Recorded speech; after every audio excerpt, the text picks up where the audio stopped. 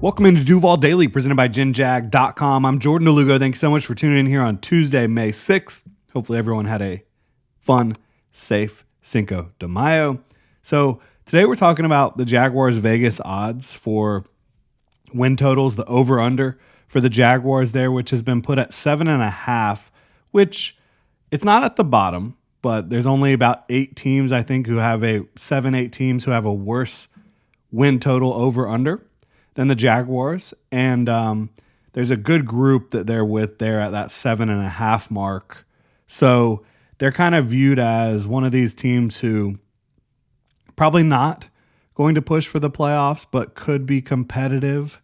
Not looked at as a bottom feeder according to Vegas, but one of those teams that's more in the in the range of competitive, but not quite there. And I don't think that's completely unreasonable. I don't think that this is a roster that with this new regime is completely built out. I think that they've done a lot to add to the roster in ways that they've wanted to this offseason when you talk about James Gladstone and Liam Cohen and Tony Baselli, obviously. But I still think if they're being completely honest with you, there's some areas of the roster they'd like to continue to churn and improve potentially in their own vision. But again, this is a team, we all know it. They finished with the 5th pick in the 2025 NFL draft for a reason. They were a team that underperformed last year. I think coaching was a major issue. I think health was a major issue. Obviously, you talk about Trevor Lawrence battling through injuries. You talk about just looking at Christian Kirk and Evan Ingram and these guys missing a lot of time. A number of important pieces missed time for the Jaguars last year, clearly. And you don't want to use that as an excuse, but it is part of the story of the 2024 Jaguars and the 2023 Jaguars, for sure. Like, that was a team that injuries down the stretch really led to a horrible collapse, combined with, in my opinion, coaching. I think that obviously defensive coaching has been an issue for the Jaguars the last couple years. In 2023, they started out really hot and then fell apart, decided to fire Mike Caldwell, and then Ryan Nielsen just never really got this defense going in 2024 for a variety of reasons, in my opinion. We've talked about those, don't need to rehash them. But this is a team that won 4 games last year. I think they were more talented than that. The talent base that returns, and looking at the starters, Trevor Lawrence, obviously when he's been at his best, which I know he hasn't always been at his best, but when he has been at his best, he's been a top 10 quarterback in the league. Brian Thomas Jr., who looks like a top 10 receiver in this league, bar none. Maybe better than that. Britton Strange comes back, and he's kind of vaulted into a larger role, but he performed well in a larger role last year when he was called upon as a receiver and a valuable member of the offense in general when Evan Ingram had injuries. You've got your 2 running backs back, Travis Etienne and Tank Bigsby, although there's been some scuttlebutt about, maybe the Jaguars trying to move Etienne if, there's a suitor out there and, obviously going into the final year of his rookie deal. I think they should keep him. I've been on record and he's still on the team, so we're going to consider him on the team. 2 starting tackles, they're back. Anton Harrison, Walker Little, they finished out the season for you. Obviously, Cam Robinson started the season in 2024 as the tackle. Left tackle there, but they decided to trade him, move in a different direction, sign Walker Little to an extension. Now, this regime did not sign Walker Little to an extension, but I think they clearly like Anton Harrison and Walker Little enough to go into this season and see how it works with those 2 guys. I think you have a talented defensive front returning. Josh Hines-Allen, Trayvon Walker. Then you look at the interior. Mason Smith stepped up in a major way towards the end of last year during his rookie year. And now you've got Eric Armstead actually playing on the interior where he should have been playing last year. So I think you've got a talented defensive front to get excited about. When you look at the starters, you have at least 2 talented off-ball linebackers. One in Foye Oluokun, who has been one of the models of consistency over the last half decade in the NFL. And then Devin Lloyd, who's hoping to take a step forward in the consistency department, but certainly makes a lot of high-level plays. You need to kind of limit some of the mental mistakes in coverage. But other than that, I think you're moving in the right direction there. And then Tyson Campbell in the secondary, and obviously Jarian Jones, whatever his role might be. But I think that there's a legitimate talent base back on the offensive and defensive side of the ball. And of course, Heath Farwell returns as the special teams coordinator, and he has his specialists, Cam Little, Logan Cook, Ross Matisic. So, and a lot of the guys who've done a really good job on special teams units for him are back. So, to me, there is a legitimate talent base returning to Jacksonville. The thing about the NFL is you can look at pretty much every roster and say, and I say pretty much every roster because not every roster, but you can look at most rosters and make a case for them being competitive, right? You have your new GM, James Gladstone. You have your new head coach, Liam Cohen. You have your EVP, Tony Baselli. New offense, 100% new offense, 100% new defense in terms of the schematics, the play calling, the ideologies that they come from, the backgrounds that they come from. It's going to look different. It's going to look really different. And then you talk about the additions to the roster, personnel-wise. Travis Hunter, ever heard of him? De'Ami Brown, two big-time receivers. You know, Travis Hunter, obviously the bigger name there, but De'Ami Brown, somebody who is a really good fit for this offense. Two really important pieces to this offense. And I think that, you know, getting Travis Hunter alongside Brian Thomas Jr. and then also having De'Ami Brown, who can be a threat, is a really nice pairing there, nice group there. Added two blocking tight ends and Munt and Long, two guys that have operated in this system. Two veteran interior offensive linemen, Patrick McCary, Robert Hainsey, right guard and center respectively. At least that's how it looks like it's going to play out. Two veteran interior offensive linemen. I think that was really big. Probably two new starters at safety. I mean, obviously you brought in Eric Murray to start. I think you look at Caleb Ransaw, and I think he's going to start at safety. A new starting nickel in Jordan Lewis. You're going to have a new starting outside cornerback, whether that's Travis Hunter starting, whether that's Travis Hunter and Jarian Jones kind of splitting time, however it plays out. There will be a new starting outside cornerback in Jacksonville. So that's a lot of change. I mean, I think you're looking at minimum like 8 new starters on offense and defense. Out of 22 starters, you're looking at a minimum 8 new starters. So that's like almost half the team. And then if you talk about potentially Wyatt Milam starting at left guard over Ezra Cleveland, could Jack Kaiser end up finding his way into the starting lineup at linebacker? There's a lot of newness here. And then obviously Mason Smith was kind of like a pseudo starter towards the end of the year. So I didn't count him as a new starter, but regardless, there's a lot of newness with this lineup on offense and defense with the Jaguars for sure. Plus you've got Emmanuel Ogbah who comes in, the type of edge 3 that they have needed for the last couple years in Jacksonville, bar none. I mean, ever since Arden Key walked out that door, DeJuan Smoot got injured with the Achilles, they have desperately needed an edge 3. They just haven't pursued it.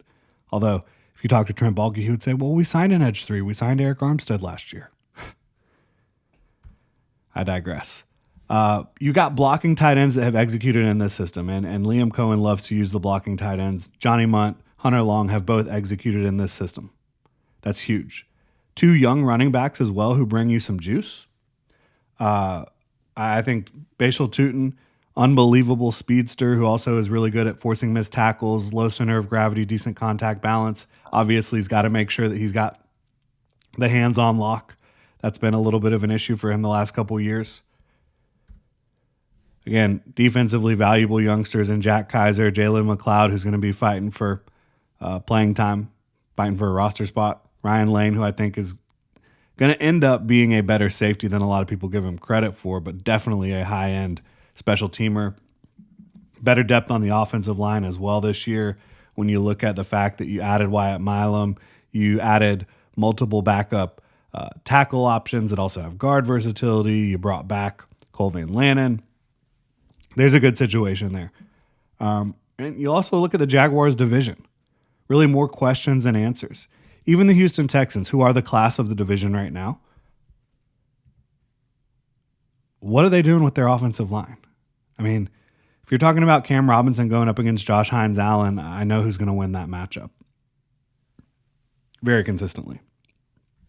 And then, yeah, you brought in some veteran stopgap options, but I just don't think they have a very good offensive line. I don't think they had a very good plan at offensive line this year. Point blank. Now, unbelievably talented group of pass catchers, CJ Stroud. You talk about the defense that's coached up by D'Amico Ryans. Yeah, I mean, the Texans are still the class of the division until proven otherwise. But outside of that, the Colts have a lot of question marks. Question mark at the biggest position in sports. Quarterback, Anthony Richardson. You brought in Daniel Jones to apparently compete for the starting job. And then the Titans, an interesting team. Still don't. I think the jury's still out on Brian Callahan as a head coach. Obviously, Cam Ward comes in. They've got some receiving talent. They've got some offensive line talent. They've got running back talent. How does it all come together? And then defensively, there's some questions, but there's some talented dudes on the defense as well. Jeffrey Simmons, L'Jarius Sneed, etc. But again, even though I think that there's pieces of these teams that look really strong, there's still more questions than answers in the AFC South. And you look on paper, the sixth easiest strength of schedule for the Jacksonville Jaguars. Again, 7.5 is the over-under. I think the biggest reason to get excited about this year's Jacksonville Jaguars, outside of coaching on the offensive side of the ball, because I do think the offensive coaching is going to be far superior just in the detail and the focus on making it easier for the quarterback and the ability to scheme up the run game. But from a personnel standpoint, I think the passing game talent is the best you've had in a really, really long time. I mean, Trevor Lawrence, again, at his best, he's easily been a top 10 quarterback. Brian Thomas Jr., unbelievable rookie year.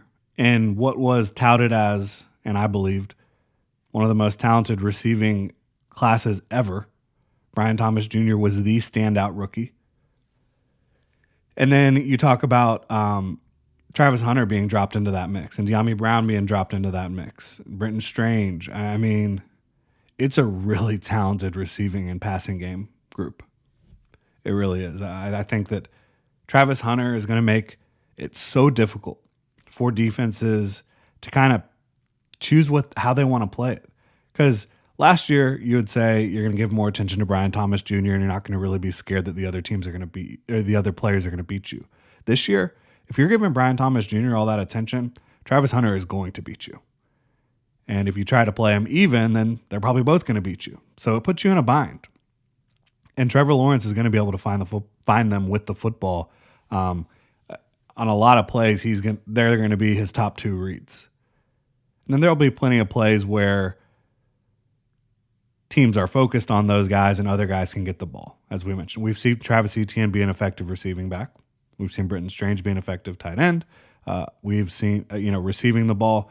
We've seen De'Ami Brown have big games in this league as well. So I think that the passing game talent, the run game improvement that will come just with Liam Cohen's ability to scheme that up and coach it up and play to the player's strengths, I think is going to be real. Even if the Bucs, they went from 31st or 32nd to top 5 last year with Liam Cohen.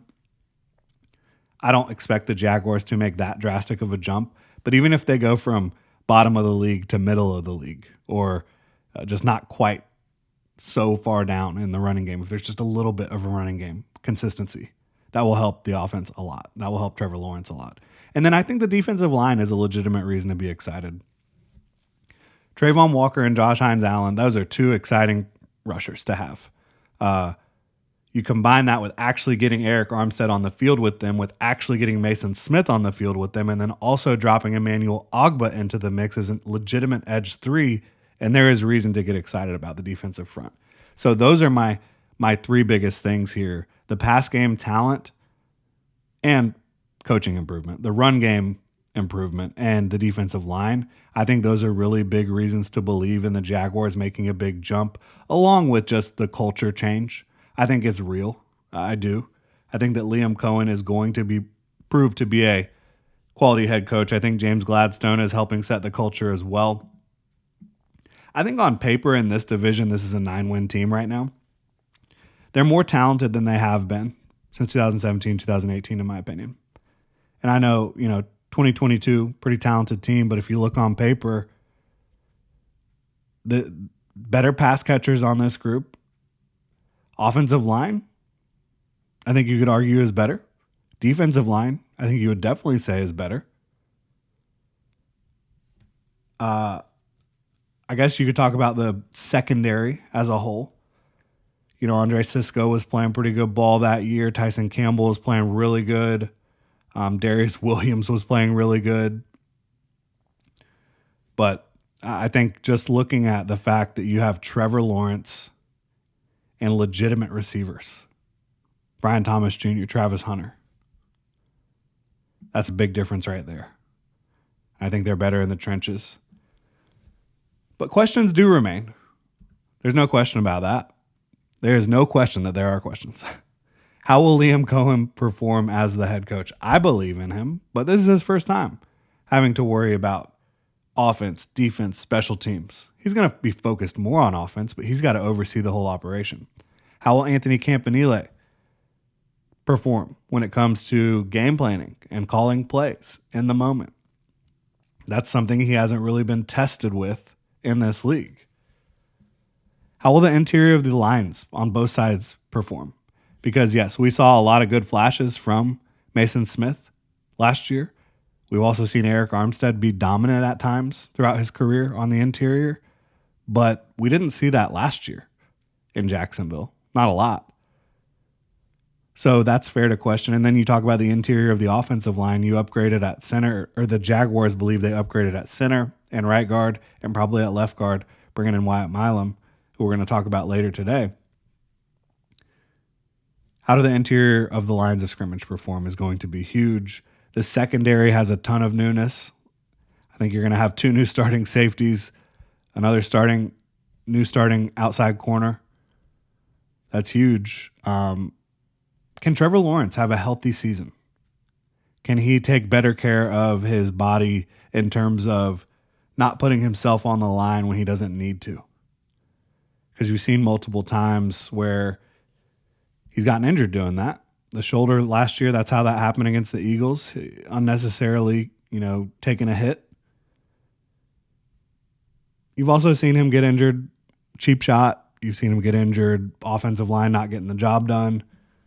Can Trevor Lawrence have a healthy season? And can Travis Hunter really play both sides of the ball at a high level, game in and game out? I mean, that's going to be the ultimate question.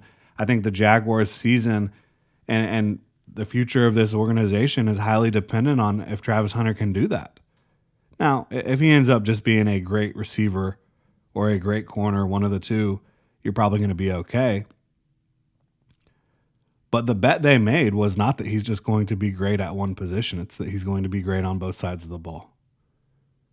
That's the bet they made. That's what he wants to do. That's what they want him to do. Can he do it at the NFL level? And I'm not putting him in a box by any stretch of the imagination. I think he can do it. But it's unprecedented. It is unprecedented. But what he did in college is unprecedented. I think he's going to keep breaking down these walls that the NFL has put up, that professional football has put up, that even college football has put up in a lot of ways. You just don't see that many guys doing what he did at the college level, or any guys doing what he did at the college level. Not today. And I think that he's going to continue doing that. Again, I think this is a 9-win team on paper. So if you're talking about 7.5 wins, I would take the over on that. I'm not a betting man. I'm not a betting advisor or anything like that. But that's how I look at it.